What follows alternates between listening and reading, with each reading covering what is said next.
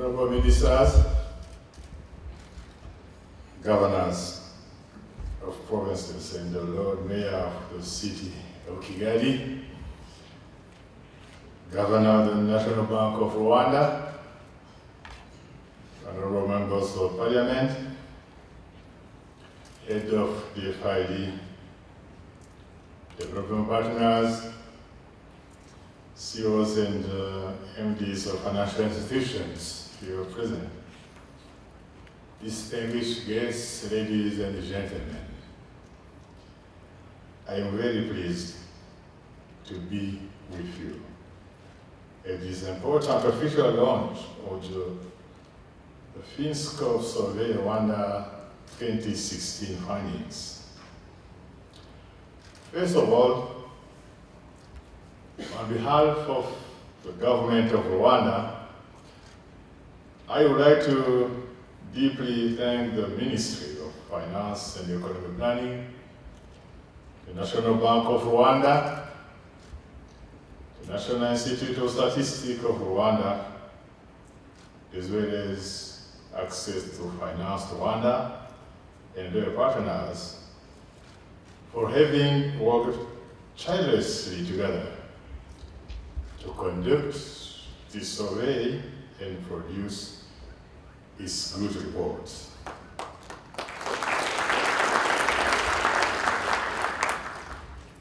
The findings of FinScope are always very useful to drive financial sector policy adjustment. Indeed, they are a credible source of information that guide policy interventions and financial service providers to reach more Rwandans and deepen our financial sector. As it was pointed out in the presentation of the findings of the Rwanda FinScope Survey 2016, financial exclusion has dropped by 17% from the 28.1% in 2012 to 11% in 2015-2016. This means that 89% of Rwandan adults have or use financial products. Having 5.2 million people in Rwanda financially included is a very great achievement.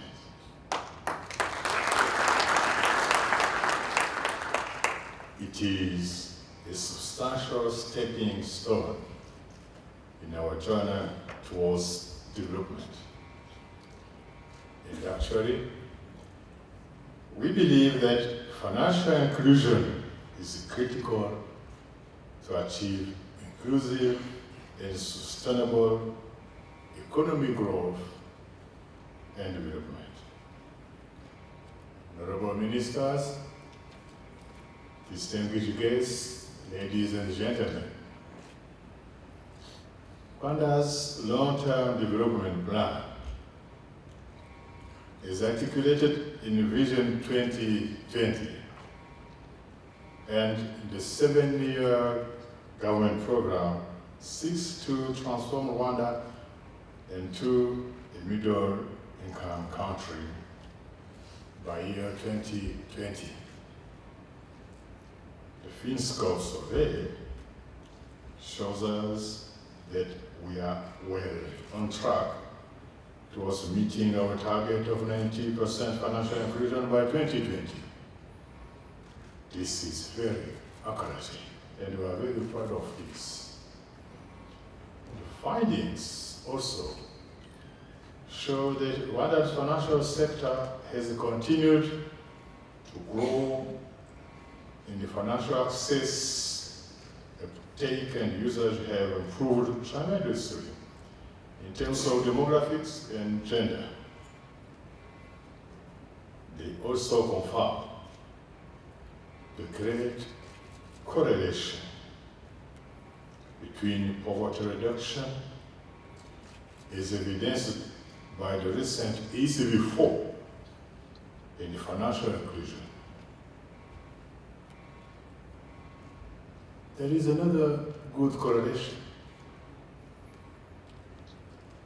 As I was reading the booklet on these findings, I saw that just like me doing business, well, Rwanda is ranked number 2 after Mauritius in Africa.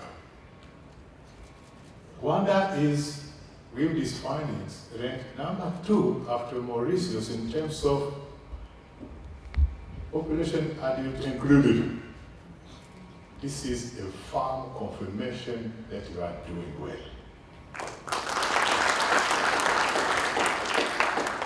Clearly, financial inclusion has played a major role in reducing poverty over the last 3 years from 44.9% to 39.1%.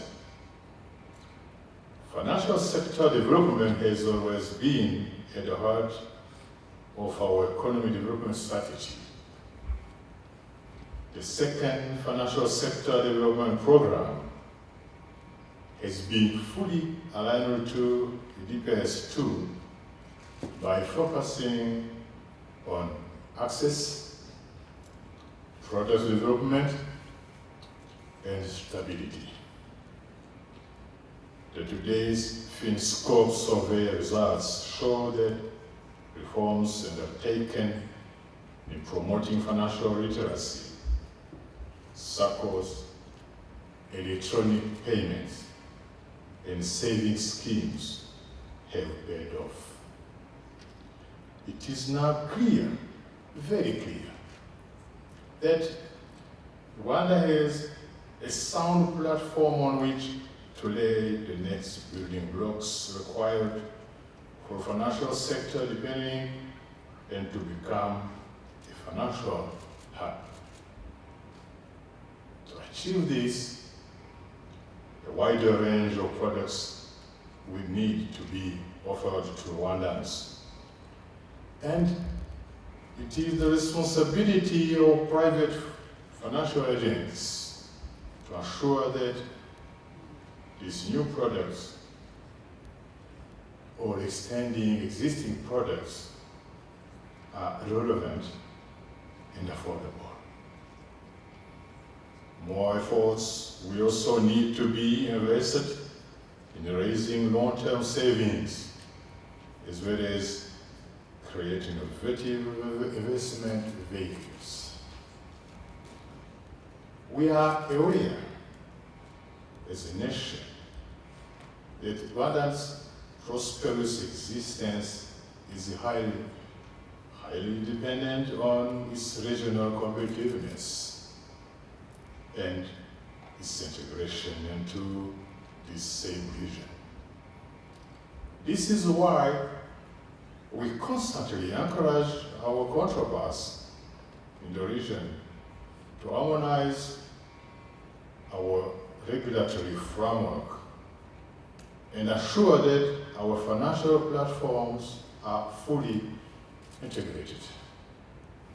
This will inevitably lead to better products and better services for the citizens of the region.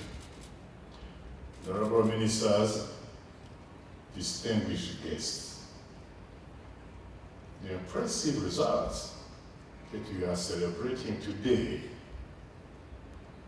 are a fruit of combined efforts from the private sector, the public sector, and our development partners. This survey illustrates not only the outcome of all our good work, but also endorses our capacity to work together to deliver transformation for the Rwandan citizens. This is, however, not the end of the road. Much still needs to be done, of course. the survey challenges us to reach universal financial inclusion in the near future. Remember, from more than 30% exclusion by 2008, it's around 20-21% exclusion by 2012, now only 11% in 2015-2016. What is next in 2020? Faster job creation will also play a major role in smoothing consumption habits of our population and boost savings and investment. We will use it to guide our next steps in refining policy development for financial sector development. And for sure, it should have better figures than what was planned previously. Constraints and challenges will be always there, we are sure. But these constraints and challenges must be overcome. To this end, implementation of agreed strategies through coordinated actions between public and private sector will be very key. The positive impact of reforms and innovative products in our daily lives cannot be overstated. One striking example is the recent introduction of mobile money transactions, which have radically changed the financial sector landscape forever. With just a phone, one can access his or her bank accounts. He or she can pay electricity and other bills, pay taxes for Rwanda authority, buy airtimes from our companies, and so many other good things will be done. So, if it is so, if the potential is so high, if the reality is already there, why do we still line up in banks to pay our children's school fees?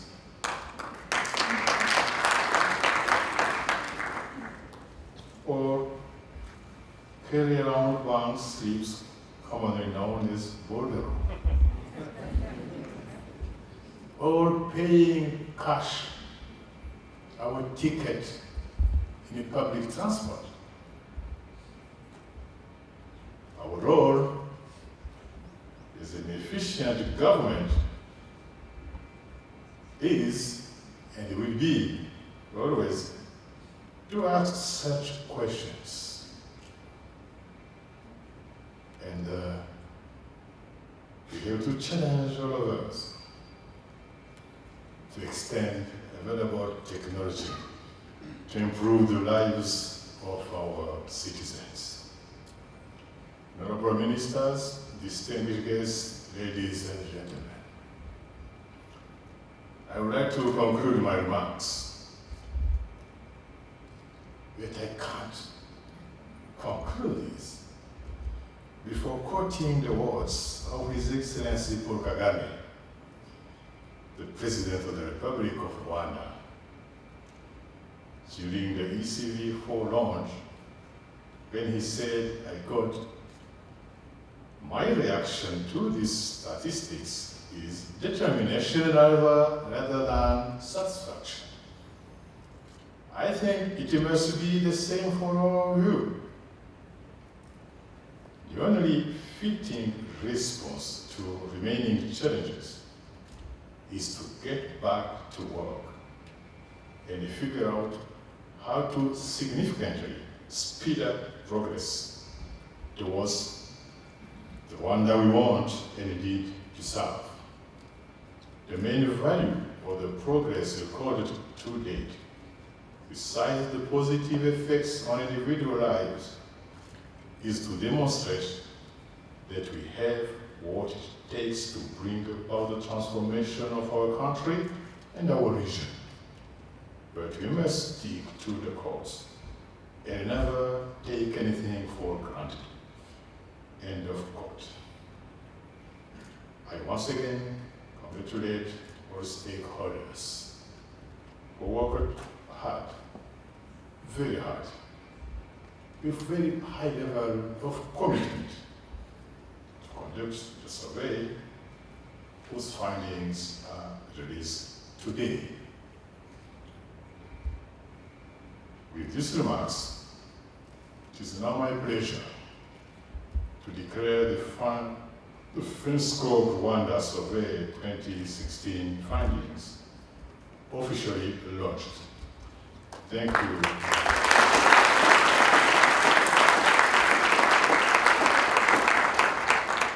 Thank you for your kind attention, and God bless